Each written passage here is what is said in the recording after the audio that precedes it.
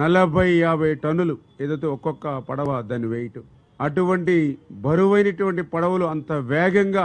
ఆ రోజునటువంటి వరద ప్రవాహంలో కొట్టుకొచ్చి మరి పర్టికులర్గా ఏదైతే ప్రకాశం బ్యారేజీకి సంబంధించి 67, 69, 70 గేట్లను దాటి ఏదైతే కౌంటర్ వెయిట్ ని బలంగా ఢీకొనడంతో కౌంటర్ వెయిట్లు దెబ్బతినేటువంటి పరిస్థితి మీ అందరికీ తెలుసు. అదృష్టవశాత్తు బ్యారేజీకి సంబంధించినటువంటి మెయిన్ కట్టడానికి కానీ బ్యారేజీకి సంబంధించినటువంటి గేట్లను కానీ అది తాకకుండా కౌంటర్ వెయిట్ ని తాకడం వల్లే కొంత